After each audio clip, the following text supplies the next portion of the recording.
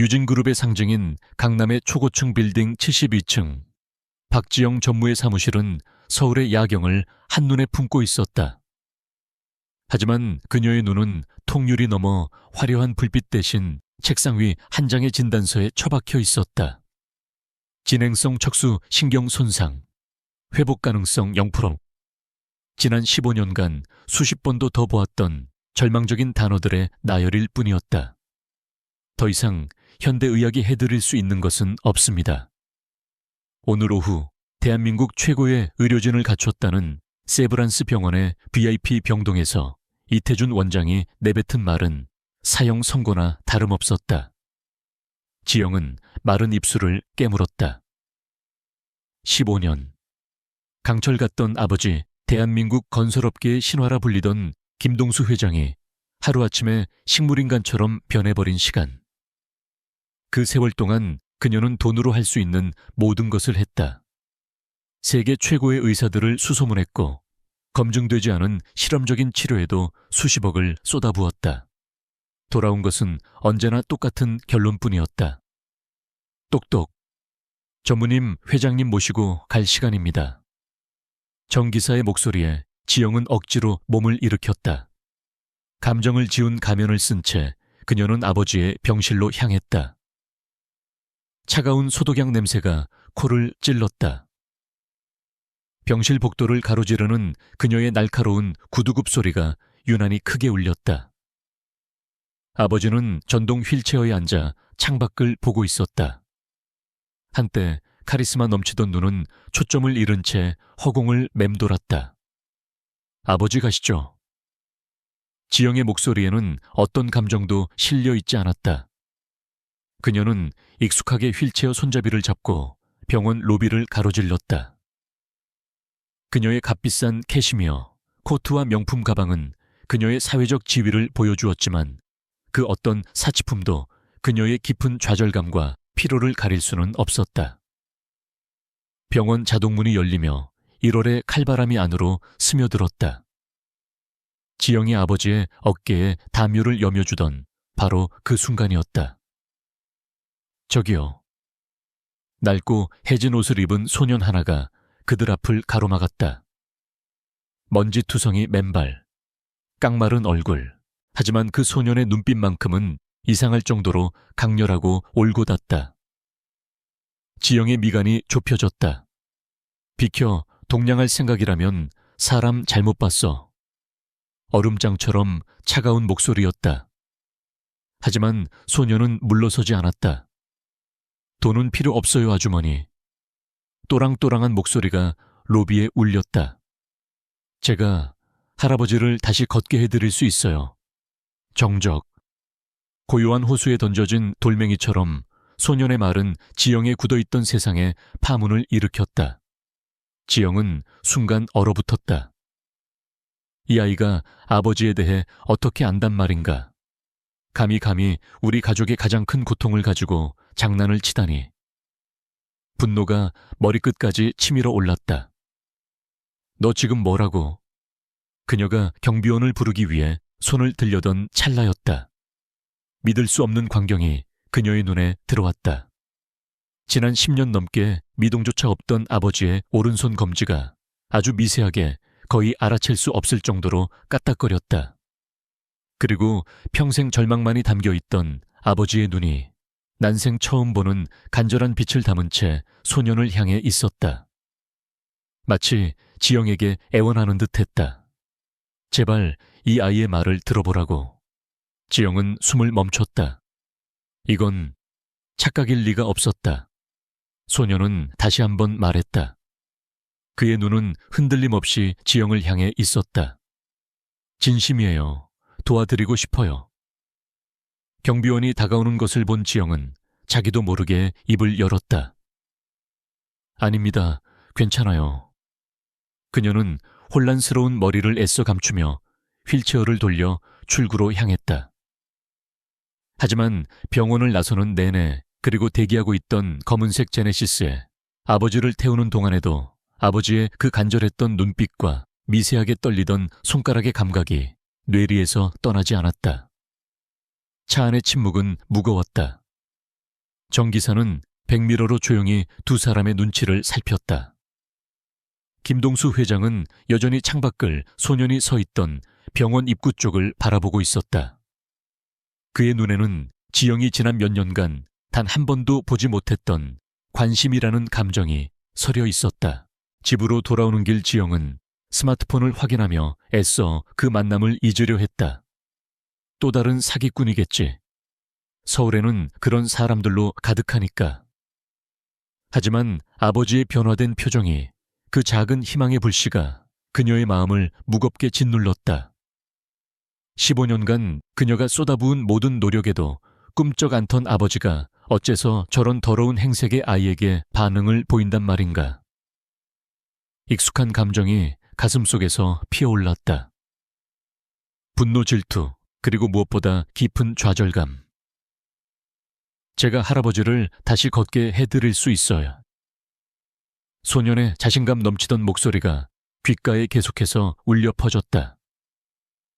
강남 한복판에 위치한 김동수 회장의 대저택은 그의 과거 영광을 증명하는 살아있는 기념물이었다. 하지만 지금 그 웅장한 집은 지영과 아버지에게는 화려한 감옥일 뿐이었다.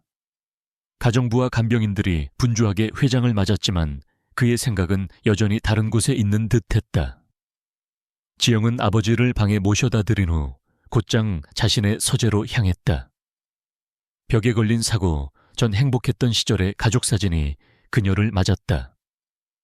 책상에 앉아 노트북을 열었지만 일에 집중할 수 없었다. 소년의 얼굴이 확신에 차 있던 그 눈빛이 머릿속을 떠나지 않았다. 말도 안 돼. 그녀는 스스로에게 중얼거렸다. 세계 최고의 의사들도 포기했는데 길거리 아이가 뭘 할 수 있다고. 그때였다. 그녀는 결심한 듯 수화기를 들었다. 정 기사, 내 전무님. 아까 병원 앞에서 마주쳤던 아이 알아봐.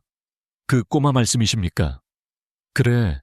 이름이 뭔지, 어디서 뭘 하는 놈인지 아주 사소한 거라도 좋으니까 샅샅이 알아내. 내일 아침까지 보고해.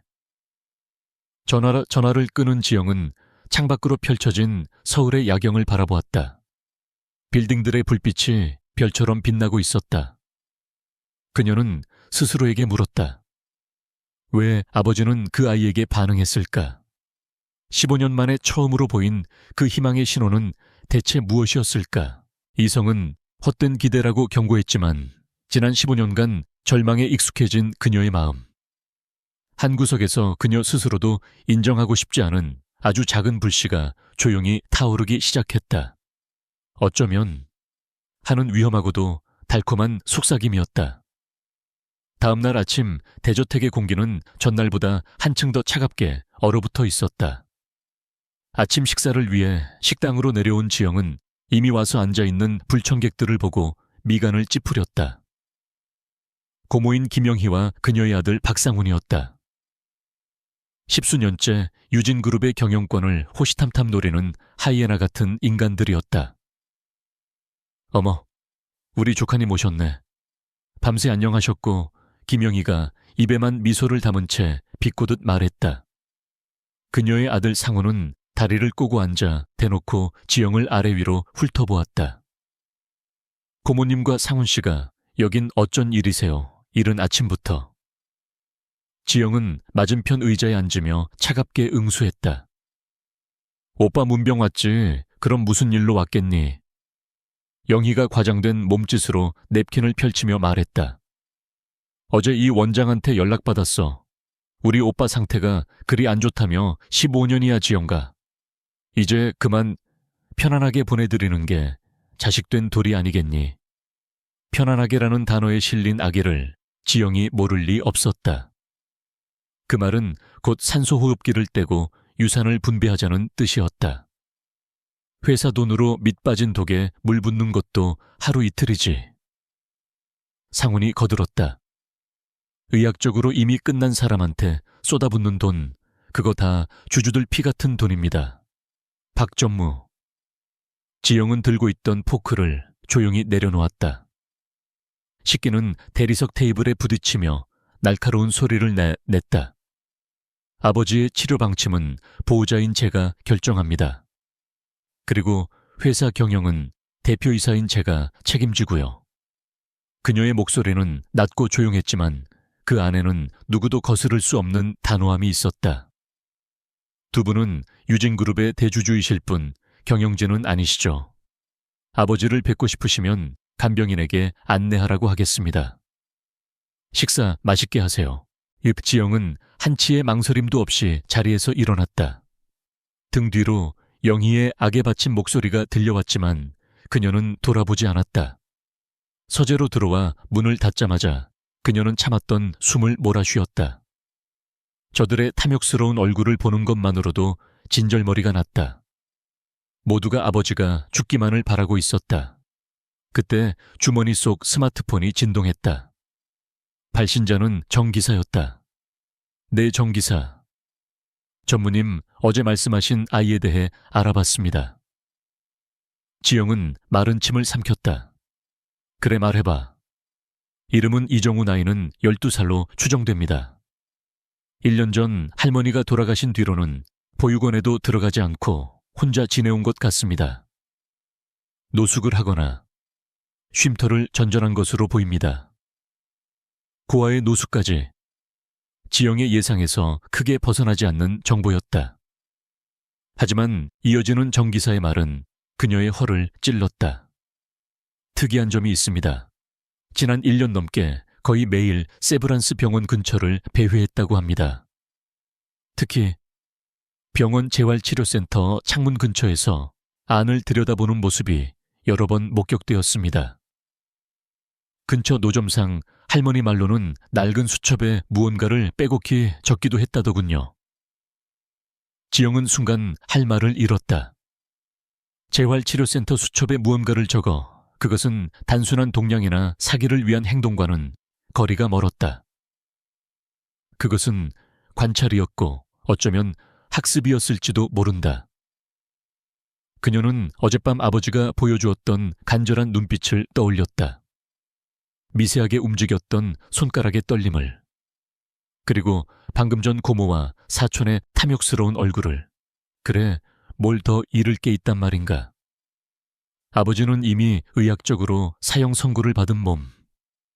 세상 모두가 아버지를 포기했다. 그렇다면 이 미친 짓 같은 마지막 도박을 해보는 것은 오롯이 자신의 몫이었다. 지영은 결심했다. 그녀는 겉옷을 챙겨들고 차고로 향했다. 저녁이 가까워 오는 시간, 세브란스 병원 앞 공기는 더욱 스산했다.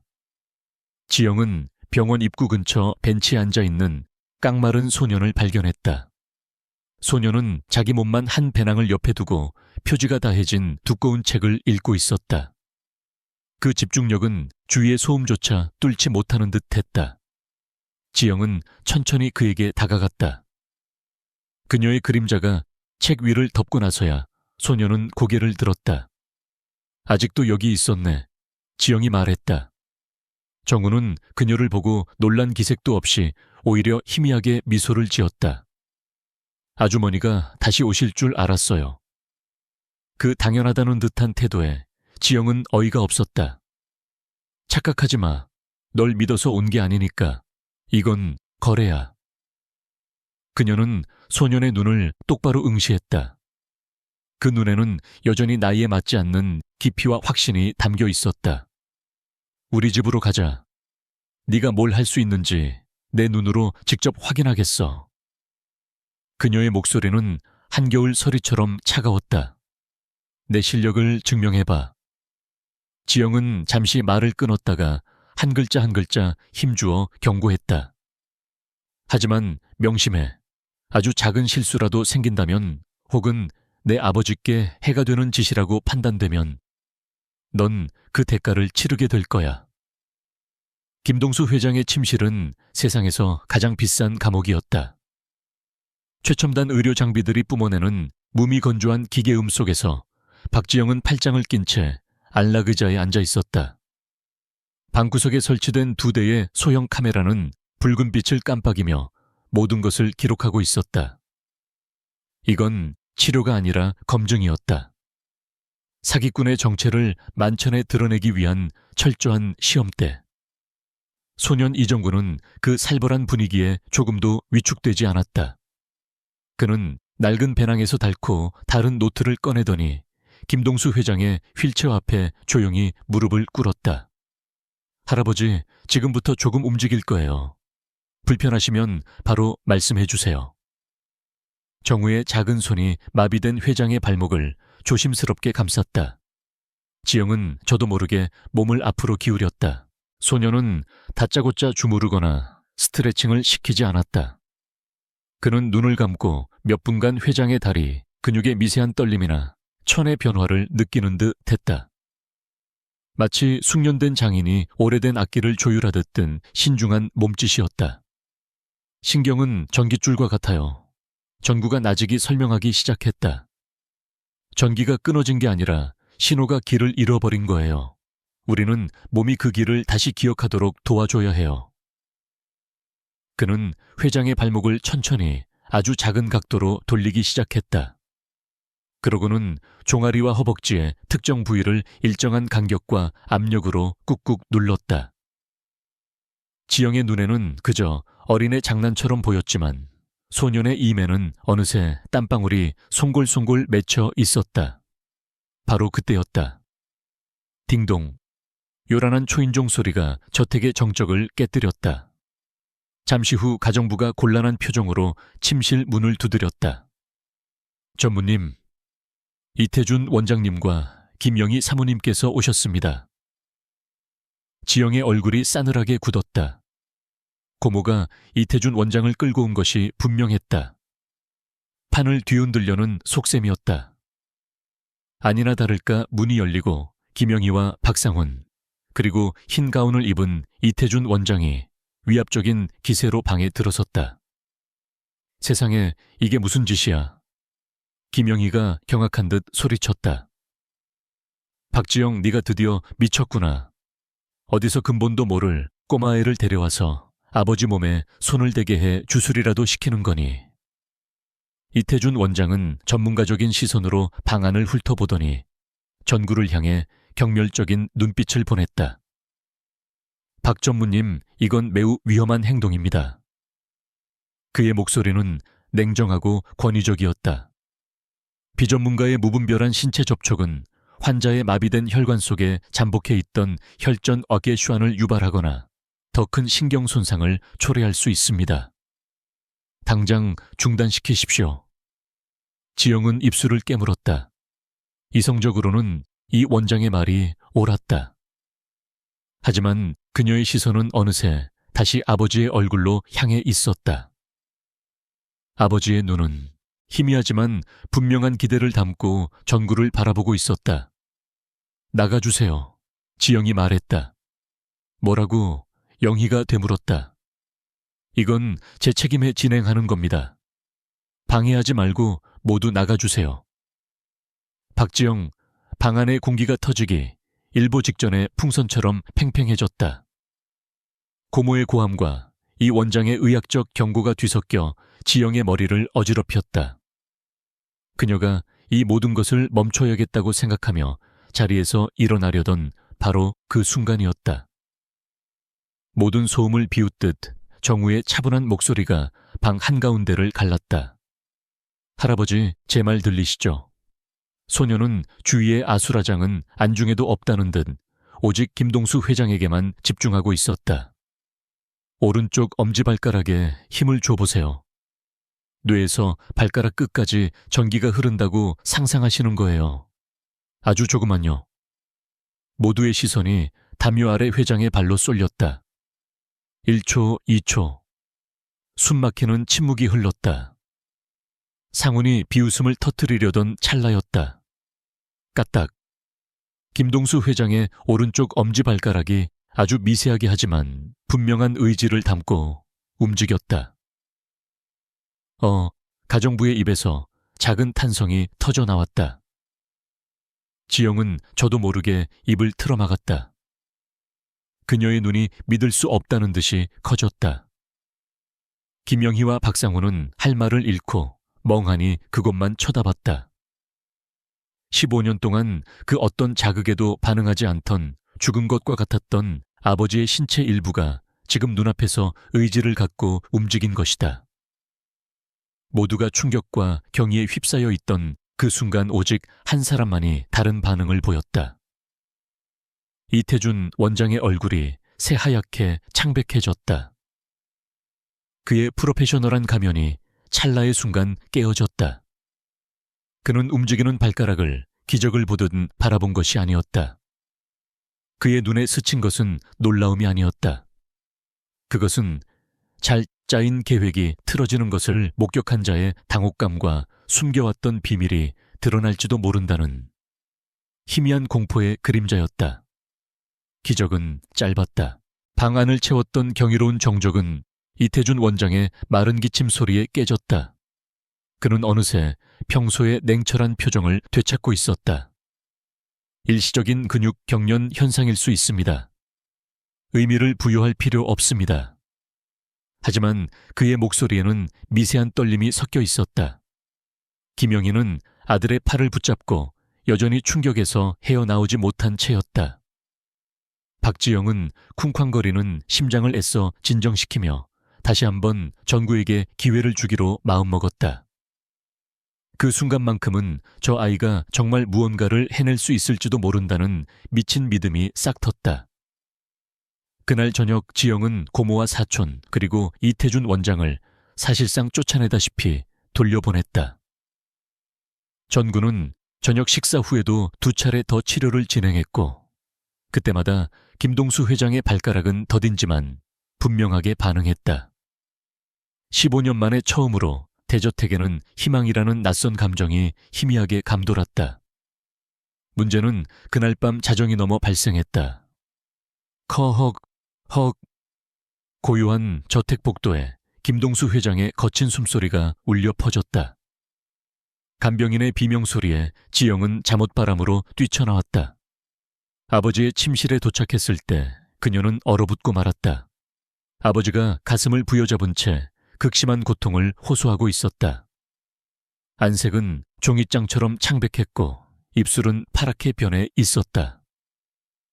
아버지, 정신 차리세요. 지영이 소리치는 동안 간병인은 이미 응급 버튼을 눌렀다. 그리고 놀랍게도 가장 먼저 달려온 사람은 이태준 원장이었다. 마치 이 순간을 기다렸다는 듯이 그는 왕진 가방을 들고 들어와 능숙하게 응급처치를 시작했다. 폐색전증 페이사이 슈안정입니다. 청진기를 회장의 가슴에 대본 그가 선고하듯 말했다. 다리에 있던 혈전이 떨어져 나와 폐동맥을 막은 겁니다. 아까 제가 경고했던 그대로입니다. 그의 시선이 방 한구석에 겁에 질린 채 서 있는 정구에게로 향했다. 그 눈빛은 칼날처럼 날카로웠다. 저 무지한 아이의 주무름이 혈관 벽에 붙어있던 혈전을 떨어뜨린 겁니다. 살인 행위나 다름없어요. 뭐 살인... 때마침 소란을 듣고 달려온 김영희가 그 말을 놓치지 않고 악을 썼다. 저 빌어먹을 꼬마가 우리 오빠를 죽이려 했어. 당장 저놈을 경찰에 넘겨. 상황은 순식간에 아수라장이 되었다. 구급대원들이 도착해 회장을 들것에 실어 나르는 동안 영희는 정우의 멱살이라도 잡을 듯이 달려들었다. 네가 감히 더러운 길거리 잡놈이 우리 집안을 망치려 들어. 지영은 혼란 속에서 아무것도 할 수 없었다. 머릿속이 하얗게 비어버렸다. 이 원장의 말이 맞았다. 자신의 섣부른 희망이 아버지를 죽음의 문턱으로 몰고 간 것이다. 죄책감이 거대한 파도처럼 그녀를 덮쳤다. 그때였다. 모든 소란의 중심에서 김영희가 식탁 위에 있던 차가운 물컵을 집어들었다. 그리고는 한치의 망설임도 없이 겁에 질려 떨고 있는 정우의 얼굴을 향해 그대로 뿌려버렸다. 촥! 얼음물보다 더 차가운 모멸감이 정구의 작은 몸을 후려쳤다. 물줄기가 얼굴을 타고 흘러내렸다. 영희의 증오에 찬 목소리가 비수처럼 날아와 꽂혔다. 꺼져, 이 살인자 같은 놈 다시는 내 눈앞에 나타나지 마. 정구는 아무 말도 하지 못했다. 아니, 할 수 없었다. 아이의 커다란 눈에는 믿을 수 없는 공포와 깊은 상처, 그리고 모든 것을 망쳤다는 자책감이 뒤엉켜 있었다. 자신이 저지른 돌이킬 수 없는 실수에 대한 죄책감이 아이의 영혼을 잠식했다. 모두가 아버지를 따라 병원으로 달려나가느라 분주한 틈을 타 정우는 조용히 뒤돌아섰다. 흠뻑 젖은 몸으로 그는 자신이 처음 이 집에 들어왔던 현관문을 향해 비틀거리며 걸어갔다. 지영은 구급차에 오르기 직전 무심코 뒤를 돌아보았다. 그리고 보았다. 칠흑 같은 어둠 속으로 작은 소년의 비참한 뒷모습이 속절없이 사라지는 것을. 그 순간 지영의 가슴 한구석이 서늘하게 무너져 내렸다. 희망의 대가는 너무나도 가혹했다. 세브란스 병원 병동의 하얀 벽은 박지영의 죄책감을 더욱 선명하게 비추는 듯했다. 중환자실 유리창 너머로 아버지는 온갖 생명 유지 장치에 둘러싸여 있었다. 다행히 고비는 넘겼지만 이태준 원장은 절대 안정을 취해야 한다며 면회조차 엄격히 통제했다. 거봐, 내가 뭘 했어. 복도 의자에 앉아있던 김영희가 히스테릭하게 소리쳤다. 네가 고집부리다가 아버지 잡을 뻔했어. 그 꼬마 놈은 당장 경찰에 신고해서 아동학대랑 살인미수로 쳐넣어야 해. 지영은 대꾸할 기운조차 없었다. 모든 것이 자신의 탓이었다. 헛된 희망에 눈이 멀어 검증되지 않은 위험에 아버지를 내맡긴 것이다. 이태준 원장은 위로를 가장한 질책을 던졌다. 전무님의 심정은 이해합니다. 하지만 이제 받아들이셔야 합니다. 회장님께 필요한 것은 치료가 아니라 평온입니다. 그들이 떠난 후 지영은 멍하니 중환자실 앞을 지켰다. 그때 담당 간호사가 조심스럽게 다가와 작은 메모지 하나를 건넸다. 회장님께서 잠깐 의식이 돌아오셨을 때 손에 쥐어달라고 하셔서 겨우 쓰셨습니다. 지영은 떨리는 손으로 메모지를 받아들었다. 마비된 손으로 쓴 글씨는 지렁이가 기어가는 것처럼 비뚤어져 있었지만 의미를 파악하기에는 충분했다. 정구, 걔 잘못 아냐. 순간 지영의 머리를 무언가가 강하게 내리쳤다. 아버지가 의식이 돌아오자마자 가장 먼저 한 일이 정우를 찾는 것이었다. 그리고 그 아이의 잘못이 아니라고 말하고 있었다. 그렇다면 이건 함정일지도 모른다. 이 모든 것이 너무나도 완벽하게 짜인 각본처럼 느껴졌다. 아버지의 상태가 나빠지자마자 귀신같이 나타난 이태준 원장, 그리고 기다렸다는 듯이 정구를 살인자로 몰아붙인 고모. 지영의 눈빛이 차갑게 변했다. 그녀는 곧장 정 기사에게 전화를 걸었다. 정 기사 수단과 방법을 가리지 말고 이정우라는 아이 찾아내. CCTV 목격자 동원할 수 있는 모든 걸 동원해. 지금 당장 수색은 하루 꼬박 걸렸다. 다음 날 저녁이 되어서야 정 기사로부터 연락이 왔다. 정구와 비슷한 인상의 아이가 한강다리 및 노숙자들이 모여있는 곳으로 들어갔다는 제보였다. 지영은 직접 차를 몰았다. 화려한 강남의 불빛을 등지고 그녀의 제네시스는 도시의 가장 어둡고 축축한 곳으로 향했다. 다리 밑은 찬 강바람과 음식물 쓰레기 냄새로 가득했다. 그녀는 구두굽이 더러워지는 것도 아랑곳하지 않고 낡은 판자로 얼기설기 만든 공간들을 헤치며 나아갔다. 그리고 마침내 구석진 곳에서 웅크리고 있는 작은 형체를 발견했다. 자신이 입혀주었던 깨끗한 옷은 흙먼지로 더러워져 있었고 아이는 무릎에 얼굴을 묻은 채 미동도 하지 않았다. 이정우, 지영의 목소리에 아이의 어깨가 움찔 떨렸다. 천천히 고개를 든 정우의 얼굴은 눈물과 먼지로 얼룩져 있었다. 아이는 겁에 질린 눈으로 그녀를 보더니 자기도 모르게 뒷걸음질 쳤다. 죄송, 해요. 제가 할아버지를, 아니, 지영은 단호하게 아이의 말을 잘랐다. 내 잘못이 아니야. 아버지가 그렇게 전해달라고 하셨어. 그녀는 아이 앞에 다가가 무릎을 굽혀 앉았다. 차가운 아스팔트 바닥에 냉기가 스며들었지만 그녀는 신경 쓰지 않았다. 무슨 일이 있었는지 말해줘. 네가 아는 모든 걸. 정우는 한참을 망설였다. 하지만 지영의 흔들림 없는 눈빛 앞에서 아이는 마침내 입을 열기 시작했다. 눈물을 뚝뚝 흘리며 아이는 자신의 과거를 털어놓았다. 자신을 키워주시다 병으로 돌아가신 할머니 이야기, 그리고 할머니를 치료하기 위해 낡은 의학 서적들을 파고들었던 이야기. 김원희 선생님이라고 계셨어요. 정구는 떨리는 목소리로 말했다.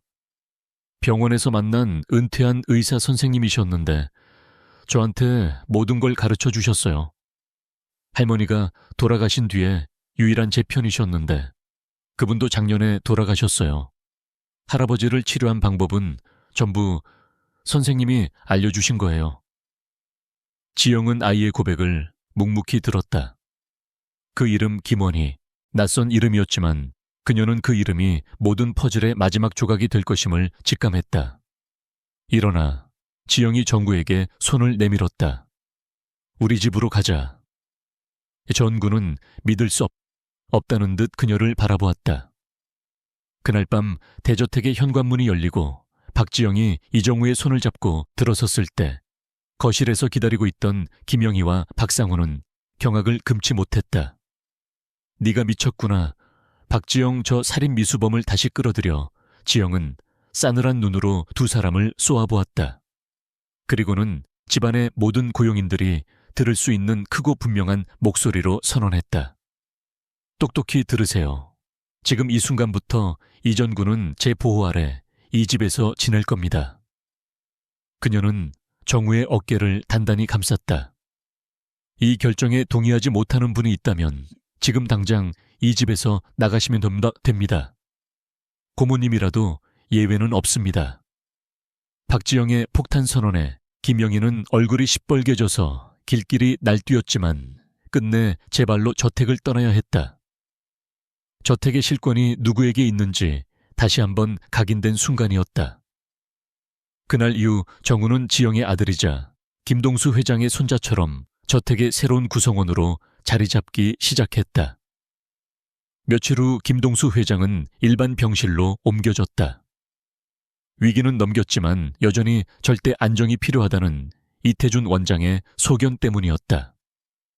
지영은 전구가 아버지 병실에 가는 것을 막지는 않았지만 어떤 치료 행위도 해서는 안 된다고 신신당부했다. 대신 그녀는 정구에게 새로운 임무를 주었다. 네가 아는 김원희 선생님에 대한 모든 것을 알려줘. 아주 사소한 습관이라도 괜찮아.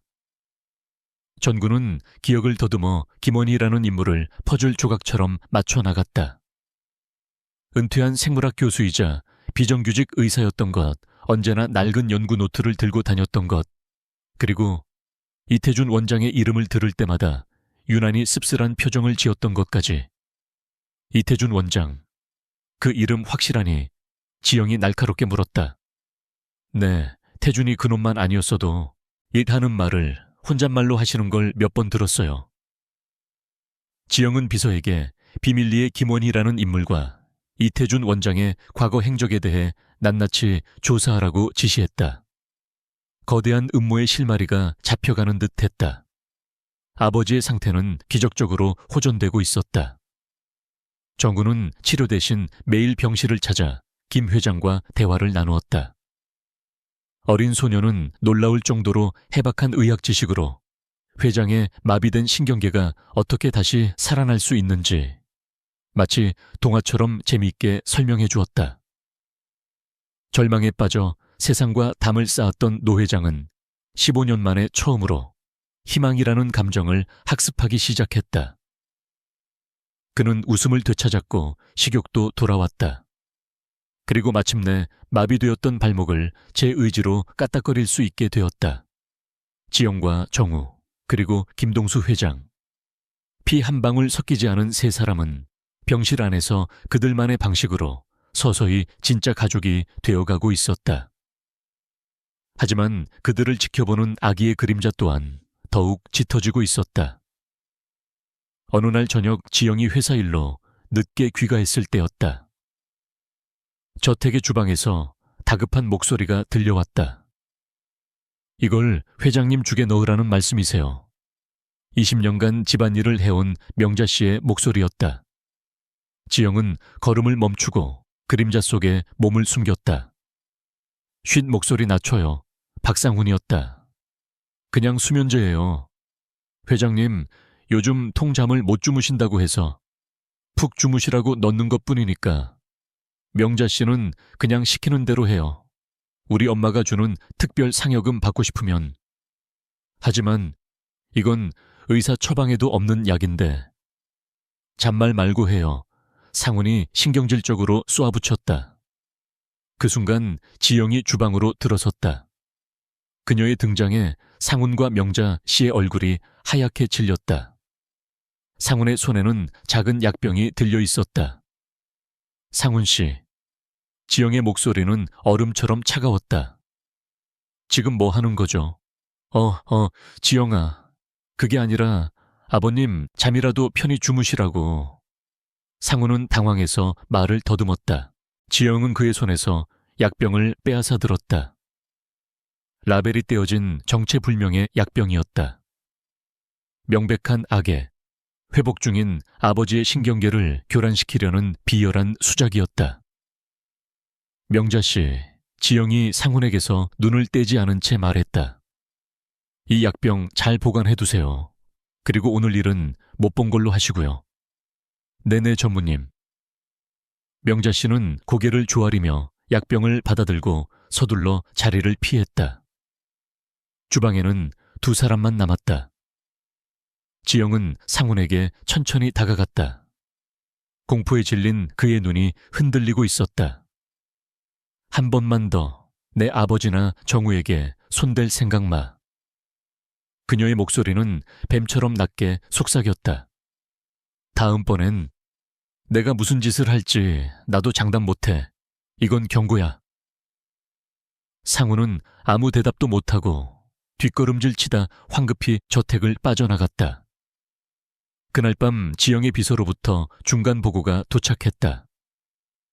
메일에는 한 장의 낡은 신문기사 스캔 파일이 첨부되어 있었다. 15년 전 의료계 비리 의혹 천재의학자 김원희 학계에서 연구 퇴출. 기사의 내용은 충격적이었다. 김원희 박사가 획기적인 신경재생치료법 연구 데이터를 조작하고 임상실험 대상자에게 뇌물을 받았다는 혐의로 모든 것을 잃었다는 내용이었다. 그리고 그 비리를 내부 고발하여 학계의 주목을 받으며 승승장구한 인물이 바로 당시 김원희 박사의 수제자였던 젊은 의사 이태준이었다. 모든 조각이 맞춰지고 있었다. 지영은 이를 악물었다. 이것은 단순한 질투나 탐욕의 문제가 아니었다. 이것은 15년 전부터 시작된 한 천재의 인생을 송두리째 무너뜨린 거대한 음모의 연장선이었다. 그리고 이제 그 검은 마수가 자신의 아버지와 전구를 향하고 있었다. 이 전구가 알려준 김원희 박사의 옛 주소는 서울에서도 개발의 손길이 비껴간 낡고 오래된 동네에 위치해 있었다. 지영의 검은색 제네시스가 좁은 골목길로 들어서자 마치 시간이 15년 전 과거에 멈춘 듯 단 풍경이 펼쳐졌다. 김원희의 집은 금방이라도 쓰러질 듯한 2층짜리 단독주택이었다. 페인트는 군데군데 벗겨져 잿빛 속살을 드러냈고 먼지 쌓인 유리창 너머로는 어둠만이 가득했다. 잊혀진 천재의 무덤. 지영은 차에서 내려 굳게 닫힌 대문 앞에서 잠시 숨을 골랐다. 비서가 미리 손을 써둔 덕에 낡은 자물쇠는 힘없이 열렸다. 끼익. 문이 열리자 캐캐 묵은 먼지와 오래된 종이 냄새가 훅 끼쳐왔다. 내부는 예상대로였다. 모든 가구 위에는 시간의 덮개가 하얗게 내려앉아 있었고 거미줄이 방구석을 장식하고 있었다. 지영은 스마트폰 플래시를 켜고 안으로 들어섰다. 그녀의 목적지는 단 하나 그의 연구 자료가 있을 만한 서재였다. 2층 서재는 책의 무덤이었다. 바닥부터 천장까지 빽빽하게 들어찬 책장에는 온갖 의학 서적들이 꽂혀 있었다. 하지만 그녀가 찾는 것은 평범한 책이 아니었다. 그의 손때가 묻은 연구 기록, 그의 영혼이 담긴 일지 같은 것이었다. 그녀는 낡은 책상 서랍을 하나씩 열어보았다. 30분쯤 지났을까 마지막 서랍을 열었을 때 무언가 덜그럭거리는 소리가 났다. 서랍 바닥을 드러내자 그 아래 숨겨진 비밀 공간이 드러났다. 그 안에는 낡은 가죽 표지의 노트 여러 권과 빛바랜 사진 한 장이 고이 보관되어 있었다. 사진 속에는 앳된 얼굴의 두 청년이 어깨 동무를 한 채 환하게 웃고 있었다. 한 명은 맑고 총명한 눈빛의 김원희, 그리고 다른 한 명은 야망으로 번뜩이는 눈빛의 젊은 이태준이었다. 지영은 심장이 내려앉는 것을 느끼며 노트를 펼쳤다. 그것은 김원희의 연구 일지였다. 복잡한 신경 회로도와 임상 데이터, 그리고 그의 희망과 좌절이 고스란히 담겨 있었다. 그리고 마지막 노트에서 그녀는 결정적인 내용을 발견했다. 태준이가 내 모든 것을 훔쳐갔다. 나의 피와 땀이 담긴 연구 데이터를, 그놈이 조작된 뇌물 수수 증거로 나를 학계에서 매장시켰다. 신은 어디에 있는가? 나의 불사조 프로젝트는 이렇게 날개가 꺾이는가?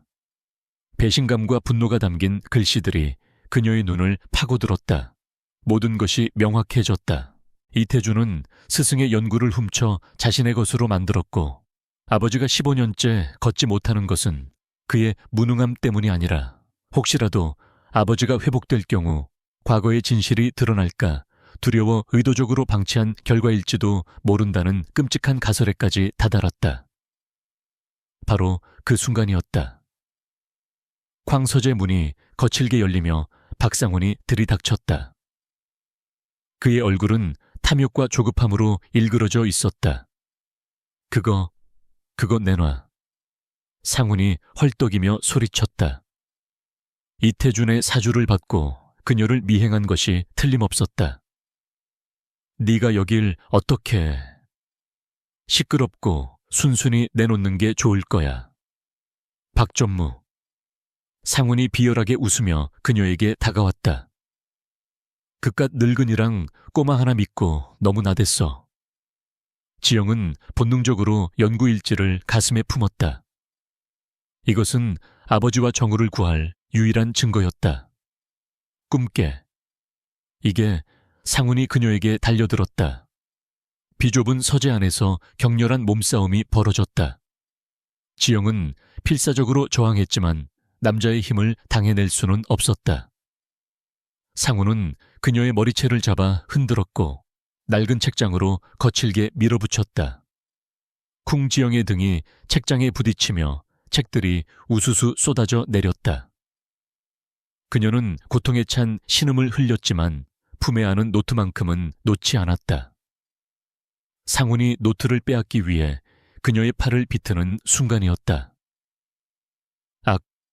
지영은 마지막 힘을 다해 그의 정강이를 걷어찼다. 상훈이 잠시 주춤하는 사이 그녀는 바닥에 떨어진 두꺼운 책을 집어 그의 어깨를 내리쳤다. 상훈은 비명을 지르며 뒤로 물러섰다. 그는 바닥에 떨어진 것들 중 다급하게 사진 한 장을 집어들고는 욕설을 내뱉으며 허둥지둥 서재를 빠져나갔다. 혼자 남은 지영은 거친 숨을 몰아쉬며 주저앉았다. 팔에는 시퍼런 멍이 들었고 값비싼 옷은 먼지투성이가 되었다. 하지만 그녀의 손에는 진실이 담긴 노트가 굳게 들려 있었다. 그녀는 떨리는 손으로 노트의 한 페이지를 넘겼다. 그곳에는 인체의 특정 부위를 자극하는 순서와 방법이 그림과 함께 상세히 묘사되어 있었다. 신경절을 직접 자극하는 이 방식은 죽은 신경을 깨우는 열쇠가 될 것이다. 그 그림을 보는 순간 지영의 뇌리 속에서 잊고 있던 기억 하나가 섬광처럼 터져 나왔다. 며칠 전 전구가 아버지의 다리를 치료하며 똑같은 부위를 정확히 똑같은 순서로 마사지하던 모습, 그리고 아이가 했던 말. 할아버지 이 부분이 바로 잠자는 신경들을 깨우는 스위치예요. 온몸에 소름이 돋았다. 이것은 우연이 아니었다. 전구의 치료법은 그저 책에서 배운 어설픈 지식이 아니었다. 그것은 15년 전 세상에서 사라졌던 천재의학자 김원희의 불사조 프로젝트 그 자체였던 것이다. 유진그룹 임시 주주총회가 열리는 날 회의실의 공기는 얼음장처럼 차가웠다. 김영희와 박상훈은 승리를 예감한 듯 여유로운 표정으로 자리에 앉아 있었다. 그들 옆에는 의료자문이라는 거창한 명목으로 참석한 이태준 원장이 전문가적인 미소를 짓고 있었다. 그들은 오늘 박지영을 무능하고 독단적인 경영자로 몰아붙여 회의만을 통과시킬 작정이었다. 회의가 시작되고 예상대로 김영희가 포문을 열었다. 의장 박지영 전무의 독단적인 경영 방식에 심각한 우려를 표합니다. 회장의 건강을 볼모로 검증되지 않은 민간요법에 회사 돈을 쏟아붓는 것도 모자라 이제는 아예 근본도 없는 아이를 집에 들여 회장님을 위험에 빠뜨리고 있습니다. 이는 명백한 업무상 배임이자 그때였다. 회의실 뒷문이 조용히 열렸다. 모두의 시선이 문으로 쏠렸다. 그리고 다음 순간 회의실 안의 모든 사람들은 숨을 멈췄다. 휠체어에 앉은 김동수 회장이 전우의 도움을 받아 천천히 회의실 안으로 들어오고 있었다.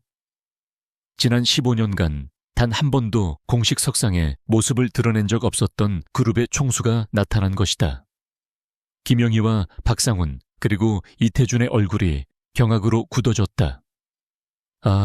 아니 오라버니가 여길 어떻게... 지영은 회심의 미소를 지으며 자리에서 일어났다. 아버지는 유진그룹의 최대 주주이자 영원한 명예회장으로서 이 자리에 참석할 권리가 있으십니다. 김동수 회장의 휠체어가 회의 테이블 상석에 자리 잡았다. 그는 말을 할 수는 없었지만 그 존재감만으로도 회의실의 분위기를 압도했다. 자, 그럼 회의를 계속하죠. 지영이 서류 뭉치를 테이블 위에 올려놓으며 말했다. 마침 자문 역할로 이태준 원장님도 오셨으니 아주 흥미로운 이야기가 될 겁니다. 그녀는 스크린에 첫 번째 자료를 띄웠다. 그것은 유진그룹의 자회사인 유진바이오와 세브란스 병원 간의 의약품 납품 계약서였다. 이 계약서는 박상훈 이사가 주도하여 체결한 것입니다. 하지만 저희 감사팀의 조사 결과 납품 단가가 시중가보다 30% 이상 부풀려져 있었고 그 차액은 지난 5년간 페이퍼 컴퍼니를 통해 박상훈 이사와 이태준 원장님께 흘러 들어간 것으로 확인되었습니다. 거짓말이야. 상훈이 소리쳤다. 증거는 여기 있습니다. 지영은 두 사람의 자금 흐름이 담긴 은행 기록을 스크린에 띄웠다. 회의장은 순식간에 술렁였다. 이건 시작에 불과합니다. 지영은 다음 자료를 준비했다. 더 재미있는 이야기는 지금부터니까요. 그렇죠. 이태준 원장님, 15년 전 스승이었던 김원희 박사님의 불사조 프로젝트를 훔쳤던 그날 밤처럼 말입니다. 그 말이 나오는 순간 이태준의 얼굴에서 핏기가 사라졌다. 지영은 김원희의 연구 일지를 스크린에 한 장 한 장 띄우기 시작했다. 이태준이 어떻게 스승의 연구를 가로챘는지, 어떻게 데이터를 조작해 그를 파멸시켰는지 15년 전의 진실이 만천에 드러났다. 내내 인연이 궁지에 몰린 김영희가 이성을 잃고 지영에게 달려들었다. 그녀는 지영의 머리채를 잡으려 했지만 지영은 더 이상 당하고만 있지 않았다. 짝 맑고 날카로운 파열음이 회의실 전체에 울려 퍼졌다. 지영의 손바닥이 이태준의 뺨을 정확하게 후려친 것이다. 예상치 못한 일격에 이태준은 비틀거리며 뒤로 물러섰다. 임원들은 모두 얼어붙었다.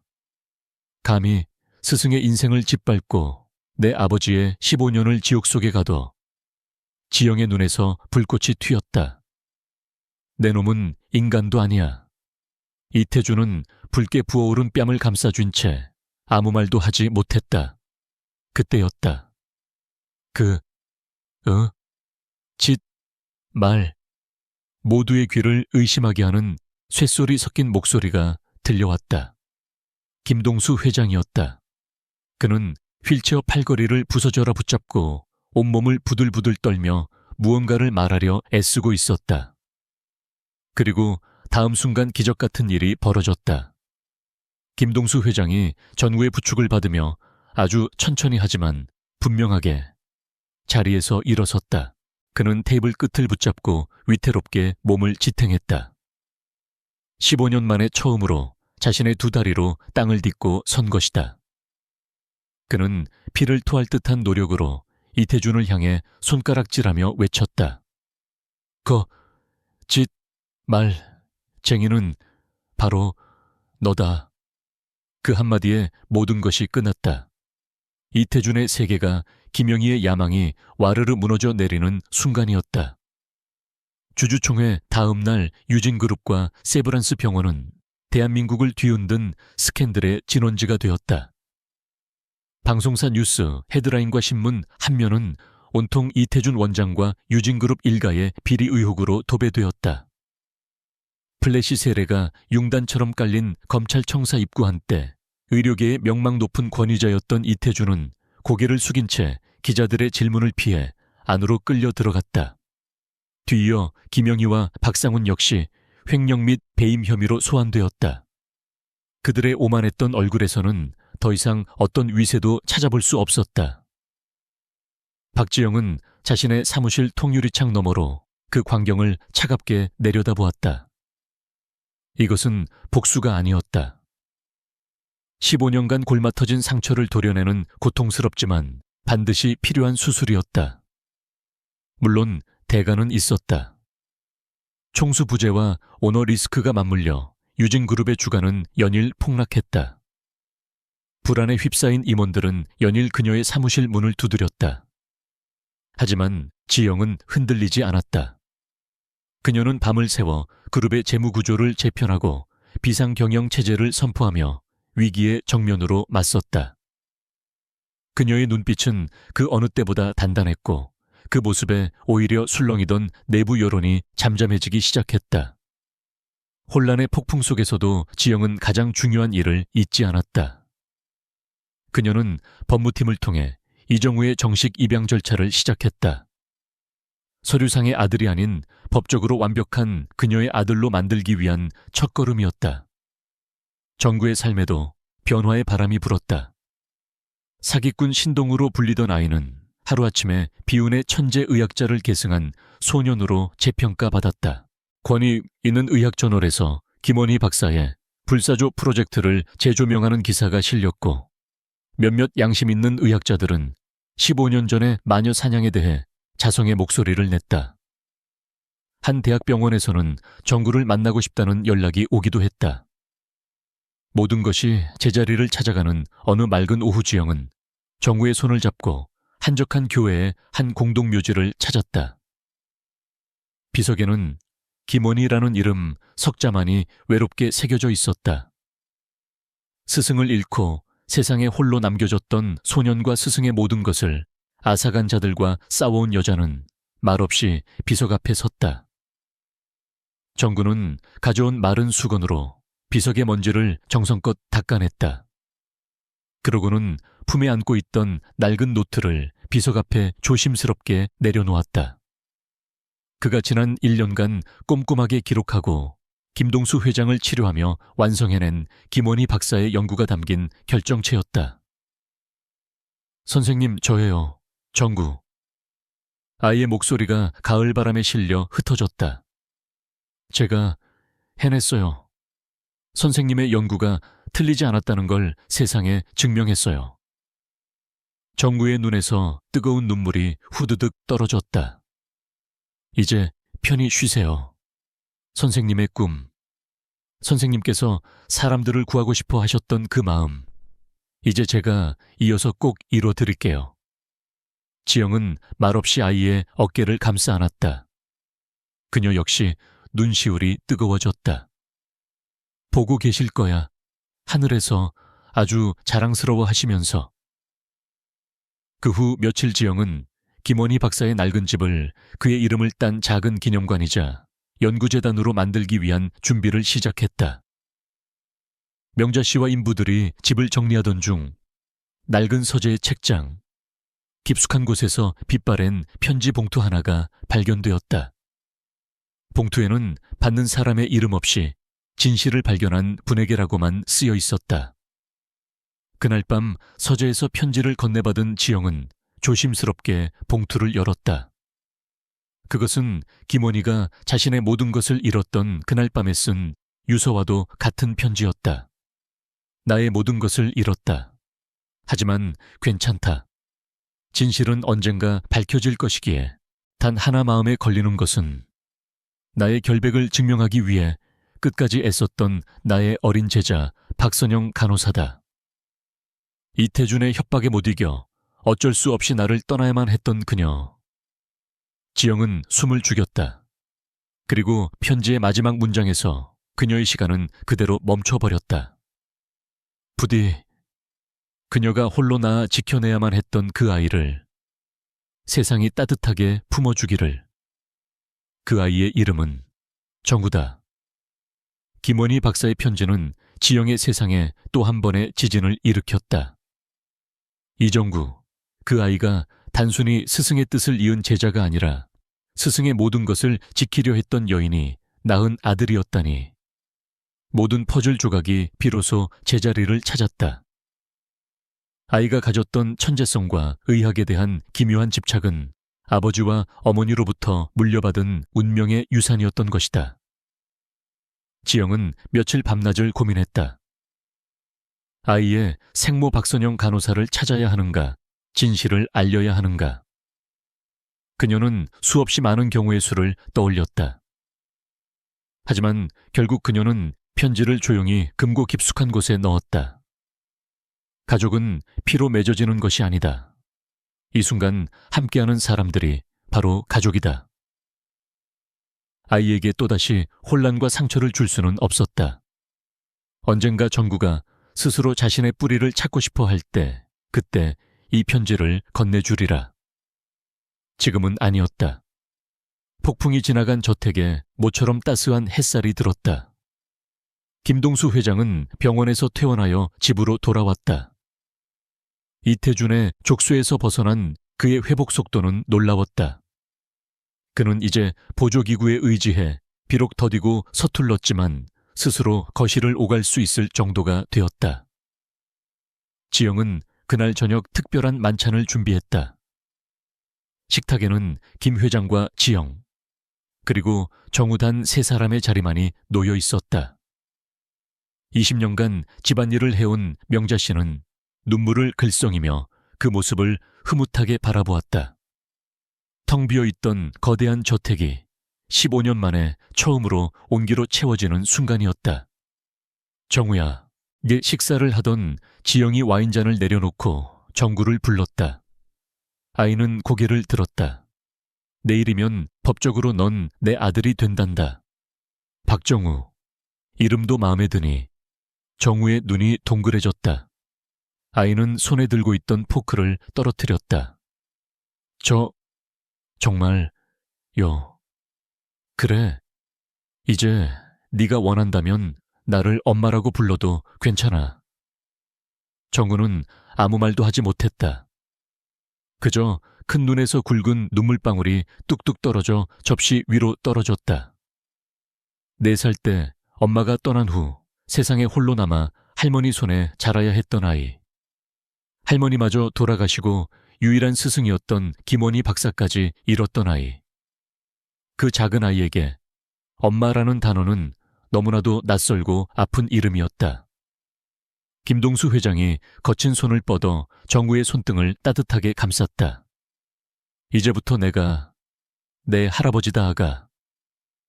노 회장의 눈가 역시 촉촉하게 젖어 있었다. 그는 옆에 놓여있던 작은 벨벳 상자를 열어 정우에게 내밀었다. 상자 안에는 순금으로 정교하게 만들어진 청진기가 반짝이고 있었다. 네가 앞으로 구해낼 수많은 생명을 위한 할아버지의 첫 번째 선물이다. 정우는 더 이상 참지 못하고 와락 울음을 터뜨렸다. 서러움과 기쁨이 뒤섞인 아이의 울음소리가 식당 안을 가득 메웠다. 지영은 자리에서 일어나 우는 아이의 작은 등을 말없이 쓸어주었다. 그때였다. 모두가 정구를 위로하는데 정신이 팔려있던 순간 김동수 회장이 조용히 자리에서 일어섰다. 그는 식탁 의자를 붙잡고 떨리는 다리로 한 걸음 또 한 걸음을 내디뎠다. 보조기구도 누군가의 부축도 없이 오롯이 자신의 힘으로. 아, 아버지, 지영이 놀라 소리쳤다. 김동수 회장은 비틀거리면서도 전구가 앉아있는 곳까지 걸어왔다. 그리고는 앙상한 팔로 울고 있는 지영과 정구를 함께 끌어안았다. 15년의 세월을 뛰어넘어 세 사람은 처음으로 서로의 온기를 나누는 진짜 가족이 되었다. 그 모습을 지켜보던 명자 씨는 끝내 소리내어 울며 부엌으로 달려갔다. 만찬이 끝나고 지영은 자신의 서재에서 기자회견 자료를 준비하고 있었다. 그녀는 전구를 자신의 아들로 공식적으로 소개하고 동시에 새로운 계획을 발표할 예정이었다. 새 출발 재활 센터. 그녀는 프로젝트의 이름을 나직이 읊조렸다. 김원희 박사의 연구와 정우의 치료법을 기반으로 현대의학이 포기한 환자들에게 새로운 희망을 주는 곳. 그것은 아버지와 정우 그리고 자신을 위한 새로운 시작의 선포였다. 그녀의 입계 15년 만에 처음으로 진심 어린 미소가 피어올랐다. 2년이라는 시간이 쏜살같이 흘렀다. 14살이 된 박정우는 더 이상 어둡고 깡마른 소년이 아니었다. 대한민국 최고의 사립학교 교복을 단정하게 차려입은 그는 나이보다 한 학년 높은 월반생이자 의학계의 주목을 받는 특별한 영재로 성장해 있었다. 학교에서는 그의 비범한 재능을 일찌감치 알아보고 국내 유수의 대학병원과 연계한 특별 과학 프로그램을 이수하도록 배려해 주었다. 하지만 정우의 진짜 교육은 학교가 끝난 후에 시작되었다. 그는 방과 후면 어김없이 유진그룹 본사 빌딩의 한 층에 마련된 새 출발 프로젝트 연구실로 향했다. 그곳에는 한때 이태준의 그늘에 가려져 있던 양심적인 신경과 전문의들이 모여 전구를 중심으로 김원희 박사의 연구를 체계화하는 작업이 한창이었다. 정우는 더 이상 감간에 의존해 치료하지 않았다. 그는 현대의학의 데이터 분석 기법과 과학적 검증 절차를 스펀지처럼 빨아들이며 자신의 천재성을 더욱 단단한 논리로 무장시켜 나갔다. 이 아이는 진짜 천재입니다. 프로젝트를 총괄하는 윤 박사가 혀를 내두르며 지영에게 말했다. 복잡한 신경학적 메커니즘을 마치 제 몸처럼 본능적으로 이해합니다. 우리가 정우군에게 과학을 가르쳐주는 것이 아니라 전구군이 우리에게 새로운 의학의 가능성을 가르쳐주고 있습니다.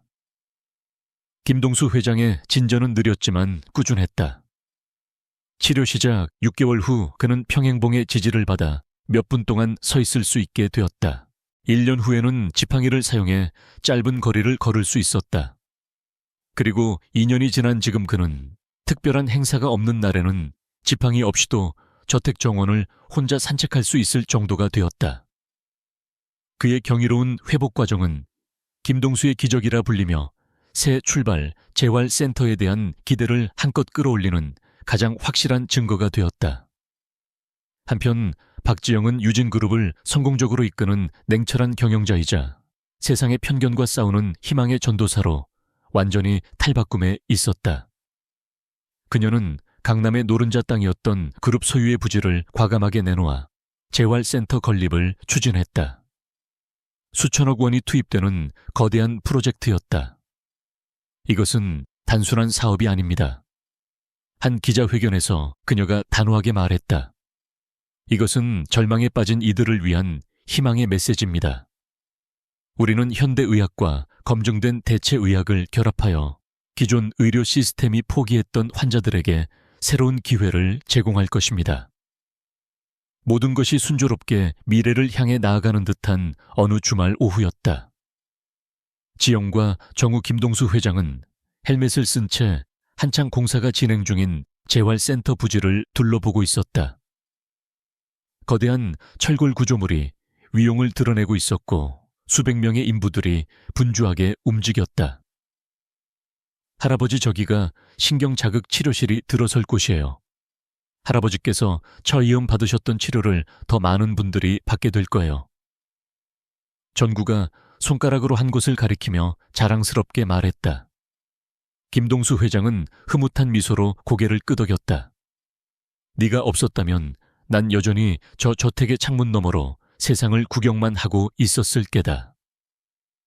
세 사람은 공사 현장이 한눈에 내려다 보이는 언덕에 나란히 섰다.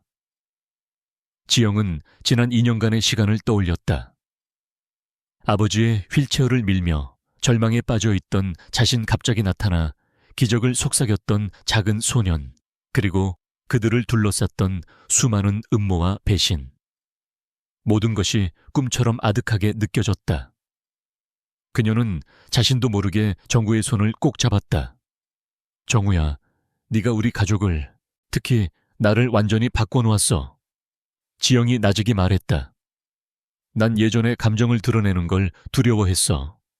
그게 약점이라고 생각했거든. 하지만 이제는 알아. 그게 우리를 살아가게 하는 가장 큰 힘이라는 걸. 전구는 대답 대신 환하게 웃으며 지영의 어깨에 머리를 기댔다. 바로 그때였다. 지영의 시선이 공사장 입구 한쪽에 멈췄다. 허름한 차림의 한 중년 여인이 먼발치에서 애틋하면서도 복잡한 눈빛으로 전구를 하염없이 바라보고 있었다. 여인은 지영과 눈이 마주치자 화들짝 놀라며 황급히 몸을 돌려 인파 속으로 사라졌다. 지영은 여인을 쫓아가지 않았다.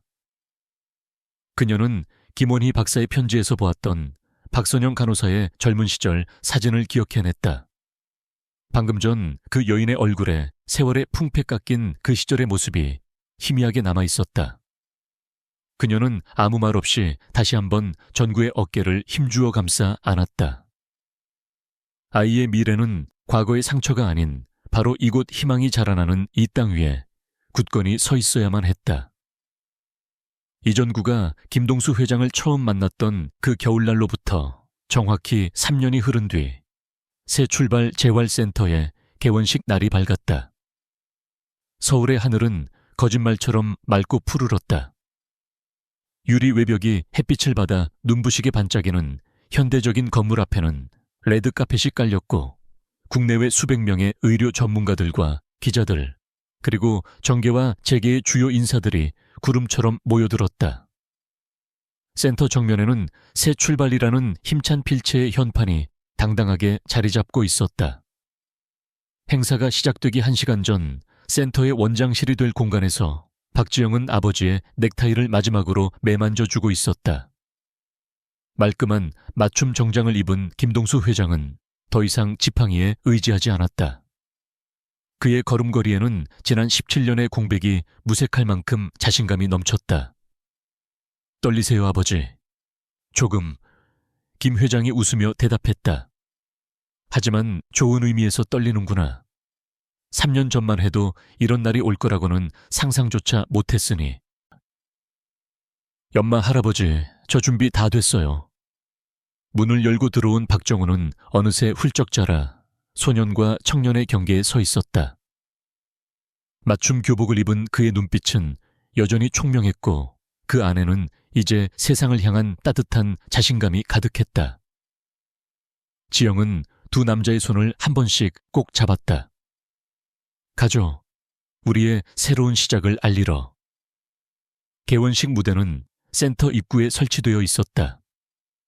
유진그룹의 총수이자 센터의 이사장으로서 마이크 앞에 선 지영은 담담하지만 힘이 있는 목소리로 연설을 시작했다. 이 자리에 함께해 주신 모든 분께 진심으로 감사드립니다.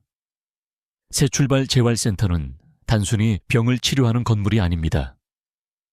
이곳은 포기라는 단어 앞에서 좌절했던 모든 이들을 위한 희망의 상징입니다.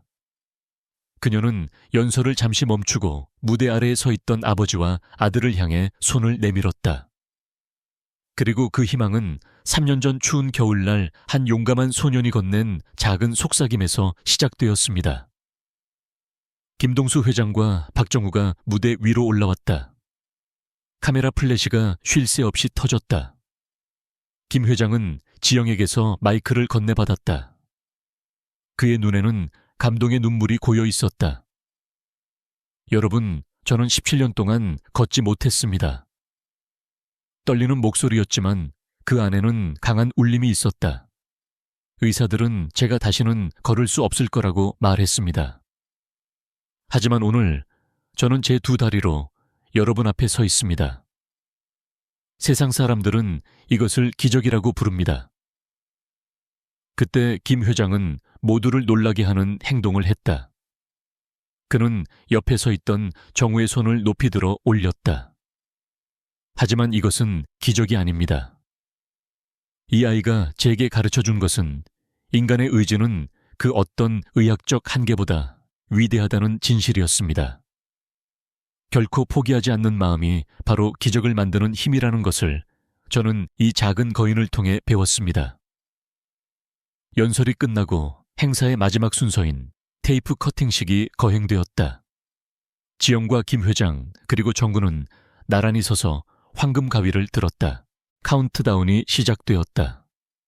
5, 4, 3, 2, 1. 세 사람이 함께 붉은 리본을 자르는 순간 오색 색종이가 하늘을 가득 메웠고 우레와 같은 박수 소리가 터져 나왔다. 그것은 단순히 한 건물의 개원이 아니었다. 절망을 이겨낸 인간 정신의 위대한 승리 선언이었고 상처받은 영혼들이 서로를 보듬어 새로운 가족으로 거듭나는 감동적인 순간이었다. 지영은 눈물을 흘리면서도 환하게 웃고 있었다. 그녀는 아버지의 손을 그리고 이제는 법적으로도 완전한 자신의 아들이 된 정우의 손을 굳게 잡았다. 카메라는 행복하게 웃는 세 사람의 얼굴을 차례로 비추었다. 그리고 천천히 줌아웃하며 그들 뒤로 새 출발 재활센터라는 현판과 맑고 푸른 하늘을 함께 담아냈다. 인파 속 한 허름한 차림의 여인이 눈물을 훔치며 그 광경을 조용히 지켜보고 있었다. 그녀는 더 이상 다가가지 않았다. 자신의 아들이 세상에서 가장 따뜻하고 든든한 울타리를 찾았음을 확인한 것만으로도 충분했다. 그녀는 조용히 몸을 돌려 햇살 속으로 천천히 사라졌다. 희망은 또 다른 이름의 사랑임을 가슴에 새기며